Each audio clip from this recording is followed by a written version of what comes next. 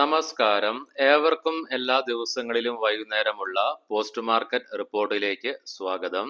ഇന്ന് ഓഗസ്റ്റ് 13, 2025 ബുധൻ. 8 വർഷത്തിനു ശേഷം ഇന്ത്യയിൽ നിന്നും വളരെ കൂളായി വന്ന ഇൻഫ്ലേഷൻ ഡേറ്റയും മാത്രമല്ല യുഎസിൽ നിന്നും ഇന്നലെ വന്ന ഇൻഫ്ലേഷൻ ഡേറ്റയും ഇൻലൈൻ വിത്ത് എക്സ്പെക്ടേഷൻ ആയതുകൊണ്ട് തന്നെ ഇന്ന് നമ്മുടെ മാർക്കറ്റിന് നേട്ടത്തോടുകൂടി വ്യാപാരം ആരംഭിക്കുവാനും അത് നിലനിർത്തിക്കൊണ്ട് തുടർന്ന് നേട്ടത്തോടുകൂടി തന്നെ ഇന്ന് വ്യാപാരം അവസാനിപ്പിക്കുവാനും സാധിക്കുകയുണ്ടായി. ഇന്ന് നമ്മുടെ മാർക്കറ്റിനെ നേട്ടത്തിലേക്ക് നയിച്ചത് പ്രധാനമായും 6 ഘടകങ്ങളാണ്. അവ എന്തൊക്കെയാണെന്ന് വിശദമായി തന്നെ നമുക്ക് ഈ വീഡിയോയിൽ ചർച്ച ചെയ്യാം. ഇന്ന് എല്ലാ ഇൻഡസ്ട്രീസിലും ഗ്യാപ്പ് അപ്പോട് കൂടിയിട്ടുള്ള ഓപ്പണിംഗ് ആണ് ദൃശ്യമായതെങ്കിലും ഇന്ന് മാർക്കറ്റിൽ രാവിലെ 9:30 കൂടിയിട്ട് ഇന്ന് നിഫ്റ്റി അതിന്റെ ഡേ ലോയായ 24,535 എന്ന ലെവൽ ടച്ച് ചെയ്യുകയുണ്ടായി. അവിടെ നിന്നും തൽക്ഷണം മാർക്കറ്റ് കരകയറുന്ന കാഴ്ചയും ദൃശ്യമായി. തൽഫലമായി രാവിലെ 9:30 മുതൽ 12 മണി വരെ നിഫ്റ്റിയിൽ 24,550, 24,600 എന്നീ റേഞ്ചുകൾക്കിടയിലുള്ള കൺസോളിഡേഷനോട് കൂടിയിട്ടുള്ള ട്രേഡിംഗ് റേഞ്ച് ആയിരുന്നു ദൃശ്യമായതെങ്കിലും 12:30 കൂടി നിഫ്റ്റി 24,600 എന്ന ലെവൽ മറികടന്നുകൊണ്ട് മുകളിലേക്കുള്ള പ്രയാണം നടത്തുകയുണ്ടായി. തൽഫലമായി ഇന്ന് നിഫ്റ്റിക്ക് 131 പോയിന്റുകളുടെ നേട്ടത്തോടുകൂടി 24,619 എന്ന ലെവലിൽ വ്യാപാരം അവസാനിപ്പിക്കുവാൻ സാധിച്ചപ്പോൾ സെൻസെക്സിന് 304 പോയിന്റുകളുടെ നേട്ടവും നിഫ്റ്റി ബാങ്കിന് 137 പോയിന്റുകളുടെ നേട്ടം കൈവരിക്കുവാനും സാധിച്ചപ്പോൾ ഫിൻ നിഫ്റ്റിക്ക് 103 പോയിന്റുകൾ നേടാനായി.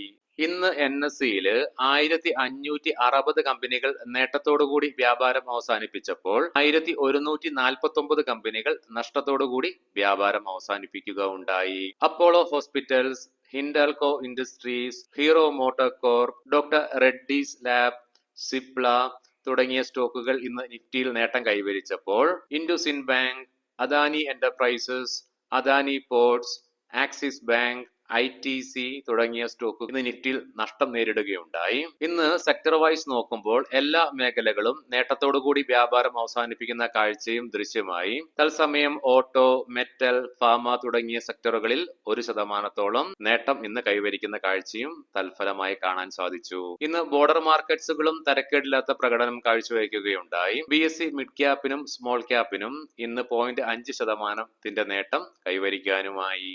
ഇന്ന് ഇന്ത്യൻ രൂപ അമേരിക്കൻ ഡോളറിനെതിരെ 21 പൈസയുടെ നേട്ടം കൈവരിച്ചുകൊണ്ട് 87.49 എന്ന ലെവലിലാണ് വ്യാപാരം അവസാനിപ്പിച്ചത്. ഇനി നമുക്ക് ഇന്ന് നമ്മുടെ മാർക്കറ്റിനെ നേട്ടത്തിലേക്ക് നയിച്ച പ്രധാനപ്പെട്ട 6 ഘടകങ്ങൾ എന്തൊക്കെയാണെന്ന് വിശദമായി തന്നെ പരിശോധിക്കാം.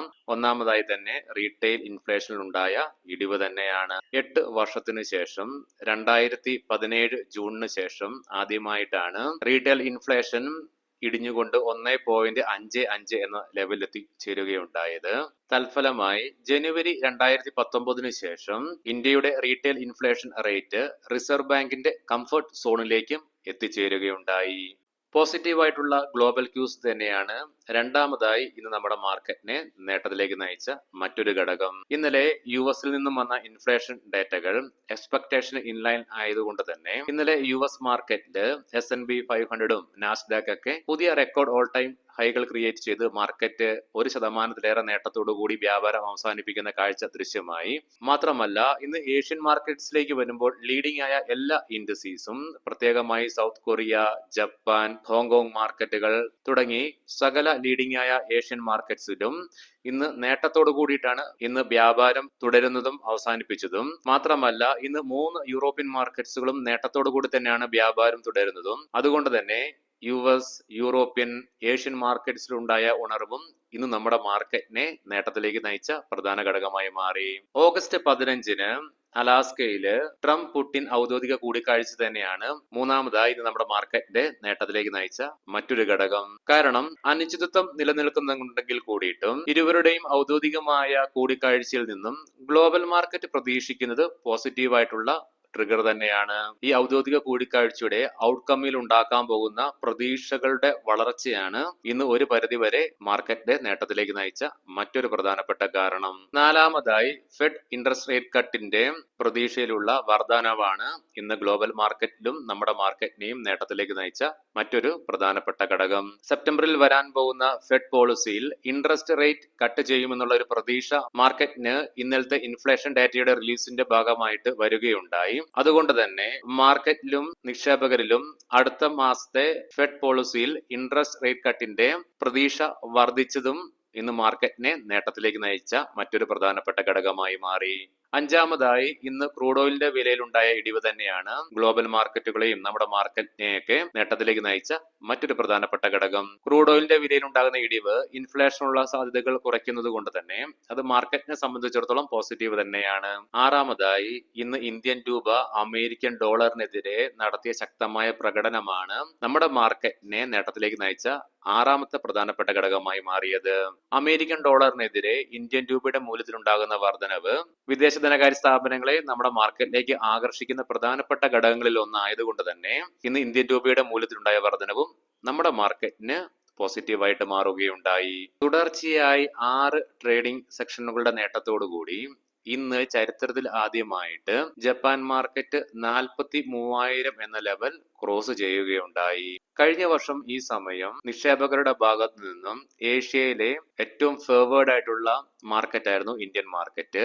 എങ്കിൽ ഇന്ന് ബാങ്ക് ഓഫ് അമേരിക്കയുടെ ഭാഗത്തു നിന്ന് വന്ന പുതിയ സർവേയുടെ ഫലം സൂചിപ്പിക്കുന്നത് നിക്ഷേപകർക്ക് നിലവിൽ ഏഷ്യയില് ഏറ്റവും അട്രാക്റ്റീവ് അല്ലാത്ത മാർക്കറ്റായിട്ട് ഇന്ത്യ മാറുകയുണ്ടായി. മാത്രമല്ല കഴിഞ്ഞ ആഴ്ചയിൽ ഒരു റിപ്പോർട്ട് വരികയുണ്ടായി, നിലവിലെ ഏഷ്യൻ ഇൻഡസീസിൽ ഏറ്റവും മോശമായ പ്രകടനങ്ങൾ കാഴ്ചവെച്ചുകൊണ്ടിരിക്കുന്നത് സെൻസെക്സും നിഫ്റ്റിയുമാണെന്ന്. ട്രേഡ് ടെൻഷൻസും വീക്കായ ഏർണിംഗ്സും ഹയർ വാല്യുവേഷൻസ് ഒക്കെ തന്നെയാണ് ഇന്ത്യൻ മാർക്കറ്റിനെ നിക്ഷേപകരിൽ നിന്നും അകറ്റുന്ന പ്രധാനപ്പെട്ട പ്രശ്നങ്ങൾ. നമ്മുടെ മാർക്കറ്റ് പുറകോട്ട് വന്നപ്പോൾ അത് ചൈനീസ് മാർക്കറ്റ് മുതലെടുത്തുകൊണ്ട് മുന്നോട്ട് കുതിക്കുന്ന കാഴ്ചകളും ദൃശ്യമാണ്.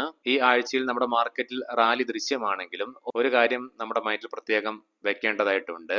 തിങ്കളാഴ്ച 1.79 ലക്ഷം കോടി രൂപയായിരുന്നു വിദേശ ധനകാര്യ സ്ഥാപനങ്ങളുടെ ഇന്ത്യൻ ഫ്യൂച്ചർ മാർക്കറ്റിലുള്ള ഷോർട്ട് പൊസിഷനെങ്കിൽ ഇന്നലെ ചൊവ്വാഴ്ചയായപ്പോൾ അത് 1.85 ലക്ഷമായിട്ട് വർദ്ധിപ്പിക്കുന്ന കാഴ്ചയും ദൃശ്യമാണ്.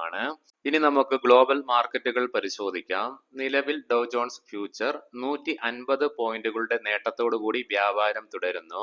യൂറോപ്യൻ മാർക്കറ്റ്സിലേക്ക് വരുമ്പോൾ ഫെഡ് റേറ്റ് കട്ടിന്റെ പ്രതീക്ഷകൾ വർദ്ധിച്ചതിനെ തുടർന്ന് ഇന്ന് 3 യൂറോപ്യൻ മാർക്കറ്റുകളും നേട്ടത്തോടു കൂടി തന്നെ വ്യാപാരം തുടർന്നുകൊണ്ടിരിക്കുന്നു.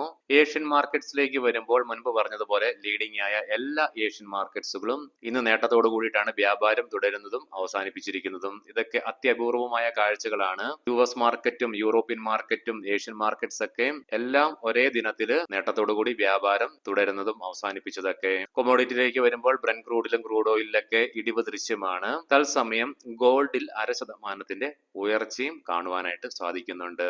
ഇനി നമുക്ക് ഇന്നത്തെ പ്രധാനപ്പെട്ട സ്റ്റോക്കിംഗ് ന്യൂസുകൾ പരിശോധിക്കാം. മുൻകൂട്ടി ഓർമ്മിപ്പിച്ചുകൊള്ളട്ടെ, ഇതൊരു ബൈ ഓർ സെൽ റെക്കമെൻഡേഷൻ അല്ല. മാക്സ് ഹെൽത്ത് കെയർ 170 മുതൽ 200 കോടി രൂപ മുടക്കി ഉത്തരാഖണ്ഡിലെ ഡെറാഡൂണില് 130 ബെഡിന്റെ ഹോസ്പിറ്റൽ കമ്പനി ലീസിന് എടുക്കുന്നതായിട്ടുള്ള വാർത്തകൾ വരുന്നുണ്ട്.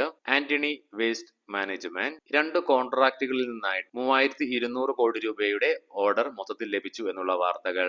ആവന്തി ഫീഡ്സ് നെറ്റ് പ്രോഫിറ്റിൽ 39% ഉയർച്ച രേഖപ്പെടുത്തിക്കൊണ്ട് 128 കോടി രൂപയിൽ നിന്നും 178 കോടി രൂപ റിപ്പോർട്ട് ചെയ്യുകയുണ്ടായി. റവന്യൂ ഫ്രം ഓപ്പറേഷൻസിലും ഉയർച്ച രേഖപ്പെടുത്തുകയുണ്ടായി.